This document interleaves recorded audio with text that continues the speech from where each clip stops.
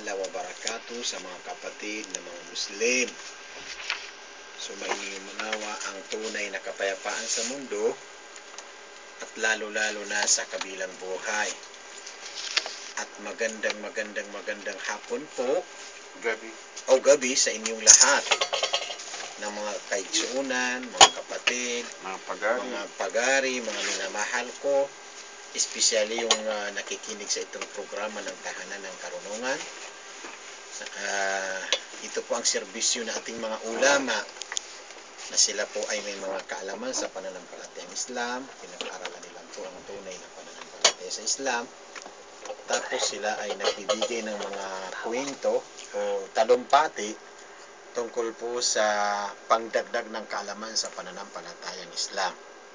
Dahil sa ito ang pinaka-importante sa ating mga kapatid na dapat natin unawaan ano ba ang layunin natin sa mundo ito.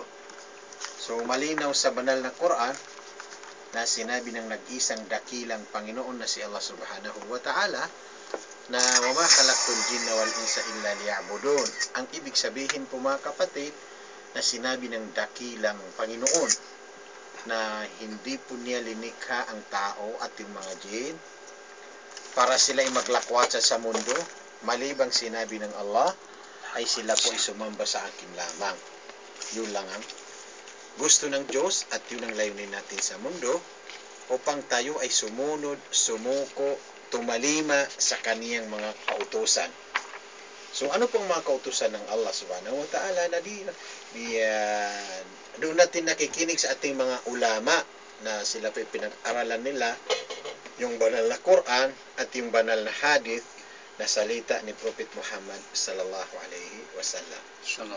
So mga kapatid ng mga sa pananampalatayang Islam o mga kaigsuunan, mga mahal namin na nakikinig sa aming programa, bigyan mo kami ng konting oras para pakinggan natin ang ating mga ulama o mga tuwan para sila ay nagbabasa ng ayat sa Quran at yung sa hadith ni Prophet Muhammad sallallahu alaihi wasallam upang iparating sa atin ano ba ang tunay na mga obligatory o mga kautusan ng Allah Subhanahu wa Ta'ala.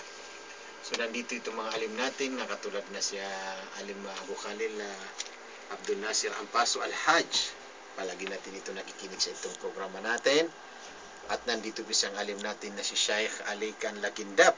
Isa po isang kaya natin na aktibo sa tunay na mga leksyon o mga kahit anong khutbah sa mimbar ng araw ng Juma. Handa na handa sila at pati yung mga kapatid natin ng mga balik Islam, kailangan nila po yung pangdagdag ng kaalaman sa Islam. At yung mga non-Muslim na negatibo po sa Islam.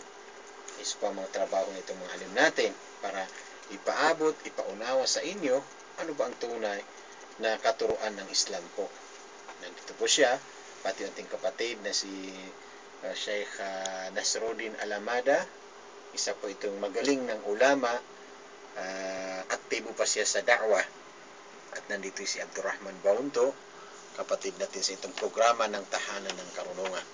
So ngayon po, pakinggan natin isang alim natin na si Sheikh Alikan Lagindab tungkol po sa kaniyang gusto ipaliwanag sa atin na darating ng panglimang haligi ng Islam na tinatawag ng pilgrimage po.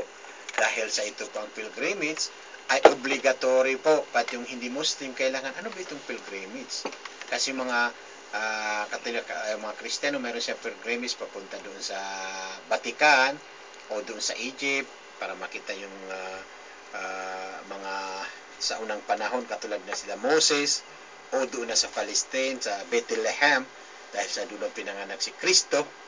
Yung mga lugar na pwede mo na katulad sa Islam po na mayroong pilgrimage na sinabi ni Prophet Muhammad sallallahu alaihi wasallam papuntang sa Makkah o Madina o sa Palestine na ito ang obligatory sa may kakayahan na mananampalataya sa Allah Subhanahu wa Ta'ala. Yung pilgrimage yung tinatawag ng Hajj na itong una iniutos ng Allah kay Abraham na tinatawag ng ama ng mananampalataya. So pakinggan natin sa kapatid natin na si Sheikh Alikan Lagindab.